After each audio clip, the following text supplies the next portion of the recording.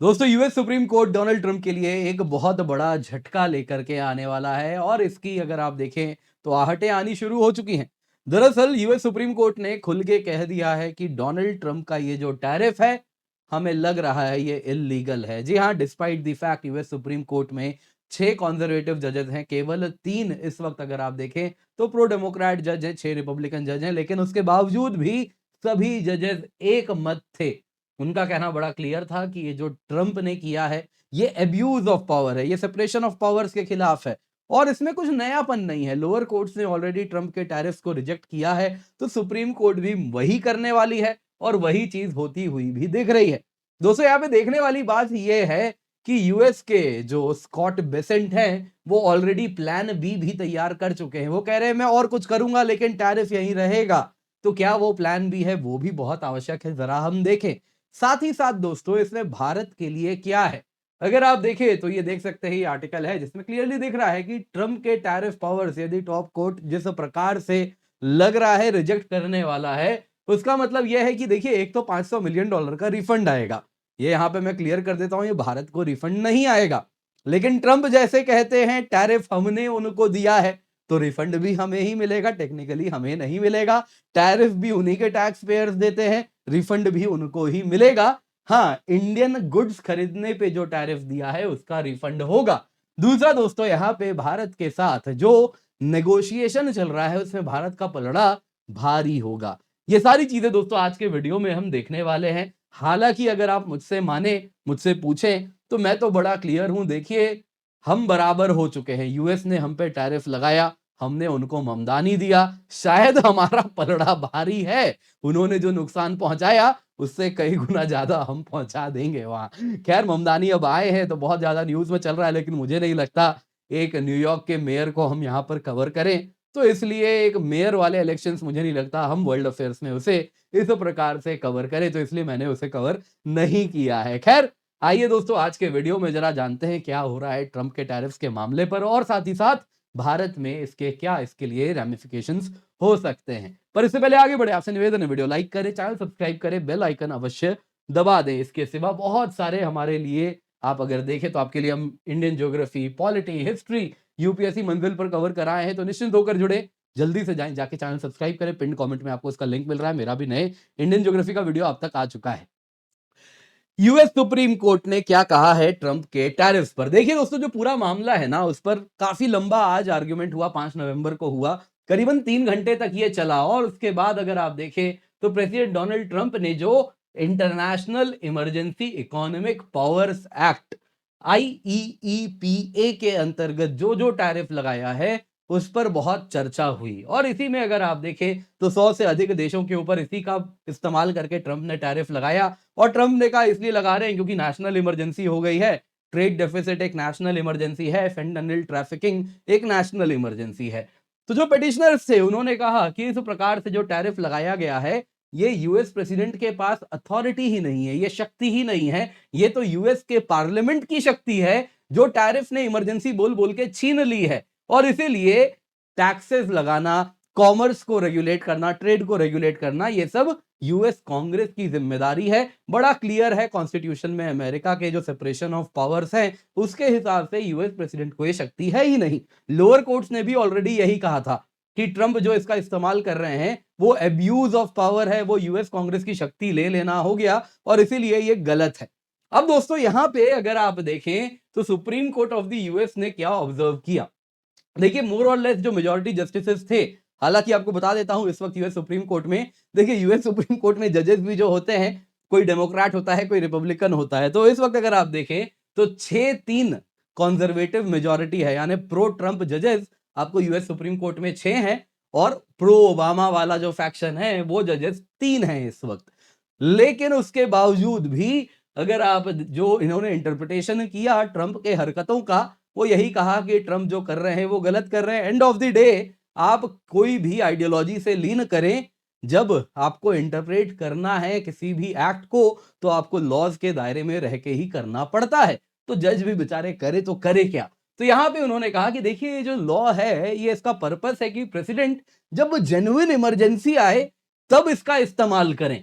उन्होंने कहा कि देखिए ट्रेड नेगोशिएशन के लिए इमरजेंसी पावर को एक टूल बना देना ये गलत है। उन्होंने कहा ड्रग कंट्रोल के लिए इस प्रकार से आप टैरिफ लगाना और उसके लिए इसका इस्तेमाल करना ये भी गलत है क्योंकि ये अनरिलेटेड इशू है। तो जजेस ने बड़े क्लियरली कहा ये जो टैरिफ है ये अमेरिकन कंज्यूमर्स पे टैक्सेस है, बिजनेसेस पे टैक्सेस है और टैक्स लगाना ये कांग्रेस का डोमेन है यानी यूएस पार्लियामेंट का डोमेन है।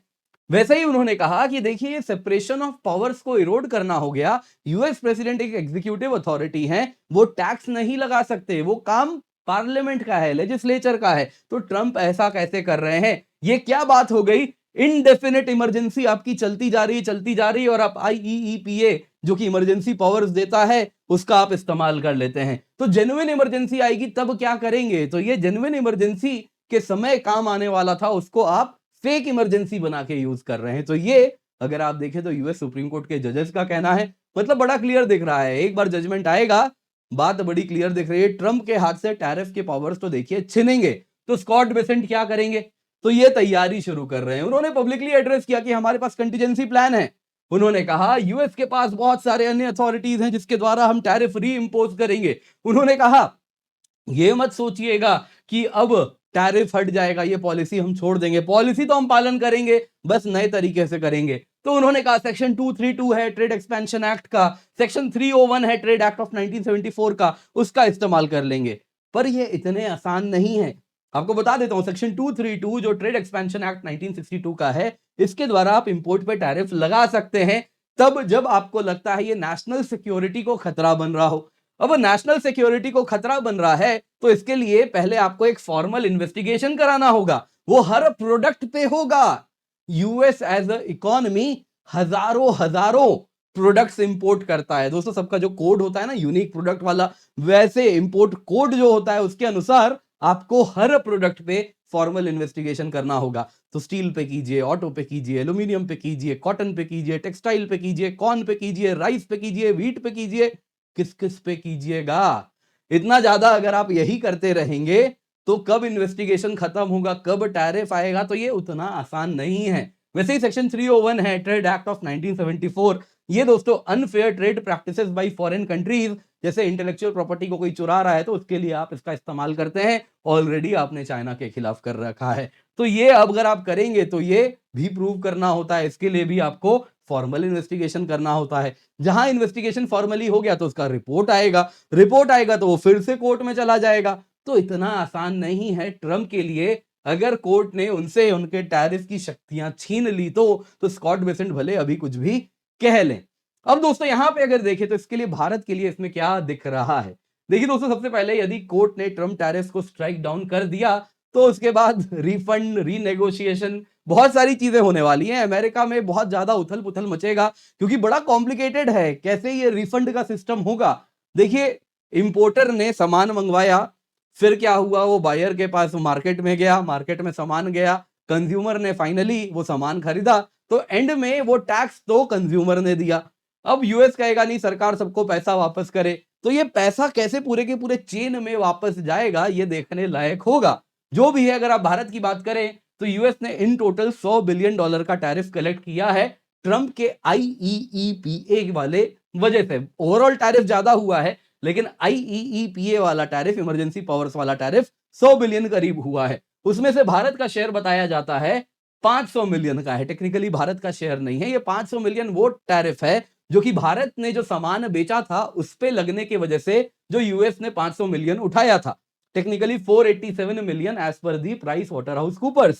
अब दोस्तों बेसिकली एक कंसल्टेंसी फर्म है। अब यहां पे अगर टैरिफ इलीगल हो गए तो यूएस इंपोर्टर्स जिन्होंने भारत से सामान लिया, फिर वो सामान खरीदा, उसको मार्केट में बेचा, बेच के कंज्यूमर्स ने उसको खरीदा, उन्होंने जो टैक्स भरा, टैरिफ भरा, वो टैरिफ उन तक वापस रिफंड होगा। तो इस तरीके से इंडियन सामान खरीदने वाले कंज्यूमर को 487 मिलियन देखिए मिलेगा।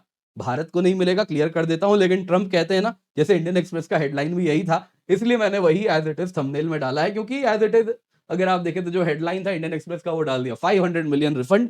टेक्निकली भारत को ये रिफंड नहीं मिलेगा, भारत के सामान लेने वाले कंज्यूमर को मिलेगा। तो वो रिफंड देखिए एक तो मिलेगा। दूसरा क्या होगा, दूसरा ये है दोस्तों, बेटर ट्रेड डील मिलेगा। इस वक्त यूएस के पास है क्या लेवरेज? यही लेवरेज है। यूएस कह रहा है जी आपके ऊपर टैरिफ लगा रहेगा, 50% टैरिफ लगा रहेगा, और किसी पे नहीं लगा है, भारत पे ही लगा है। और वो कुछ भी कहानी सुना रहा है, तुम रशिया से तेल लेते हो इसलिए लगा रहे हैं, फलाना वजह से लगा रहे हैं। कारण बड़ी क्लियर है, वो इसलिए लगा रहा है क्योंकि वो हम चाहता है कि हम उसका जेनेटिकली मॉडिफाइड सोया खरीदें, उसका जीएम कॉर्न खरीदें, और बदले में वो हमें टैरिफ रिडक्शन दे देगा। तो अगर ये टैरिफ लगाने वाला लेवरेज ही खत्म हो गया, तो यूएस फिर कैसे ट्रेड नेगोशिएशन करेगा? तो कहीं ना कहीं जो फेयरर ट्रेड डील की हमें तलाश है, वो हम कर पाएंगे, क्योंकि जैसा हम बार बार कह रहे हैं, सर पे बंदूक लगा के नेगोशिएशन नहीं होता है। ऐसा नेगोशिएशन आप जापान ईयू के साथ कीजिए, हमें कोई दिक्कत नहीं है, हमारे साथ नहीं चलेगा। तो अगर वो उसके हाथ से बंदूक ही सुप्रीम कोर्ट छीन लेगी, तो फिर यूएस जैसे डील करते हैं, जैसा हमने ईयू के साथ किया, जैसा यूके के साथ किया, रादर ईयू के साथ चल रहा है, कुछ वैसा ही फेयर ट्रेड डील हम यूएस के साथ भी कर पाएंगे। तो ये चीज दोस्तों यहां पर होती हुई दिख रही है। बाकी देखिए आगे क्या होगा, मोर और लेस चीजें दिख रही है। यूएस सुप्रीम कोर्ट इसको स्ट्राइक डाउन करेगा, लेकिन अभी देखिए हुआ नहीं है, थोड़ा समय बाकी है। बाकी दोस्तों आपके लिए यूपीएससी मंजिल में 6 लेक्चर्स ज्योग्राफी के अब 7वां भी आ चुका है। पिंड कमेंट में लिंक है, ग्रेट इंडियन प्लेन्स पढ़ाया है, तो इसको जरूर देखिए, जल्दी से जाइए, जाके जुड़ जाइए, चैनल वो भी सब्सक्राइब कर लीजिएगा। बाकी 24,999 रुपए में आपके लिए यूपीएससी सब्सक्रिप्शन लाए हैं। 4 महीने का फ्री एक्सटेंशन मिल रहा है। 9 नवंबर से प्राइस हाइक भी होने वाला है, तो जल्दी से जाएं, जाके जुड़ जाएं। इस कीमत पे कंप्लीट जीएस, कंप्लीट सीसैट, फिर टेस्ट सीरीज में टेस्ट सीरीज विद इवैल्यूएशन आपको मिलता है। दोस्तों यहाँ पे प्रीलिम्स पावर हाउस प्रोग्राम भी हम ला रहे हैं 17 नवंबर से, 11,999 रुपए में है। अगर आपने ये सब्सक्रिप्शन ले लिया तो आपके लिए ये फ्री हो जाएगा। आप चाहें तो इसको अलग से खरीदना चाहें तो 11,999 में खरीद सकते हैं on using the code KC10। इसमें प्रीलिम्स फोकस्ड लेक्चर्स होंगे, जीएस और सीसैट के स्मार्ट शीट्स हैं, 1 पेज नोट्स है क्विक रिवीजन के लिए। हर तीसरे दिन टेस्ट होता है लेक्चर्स के साथ जो अलाइंड होते हैं। लाइव मेंटर लेड सेशंस होता है ताकि आपको चीजें हमेशा के लिए याद हो जाएं। तो जल्दी से जाएं, जाके जुड़े, use the code KC10 for maximum discount.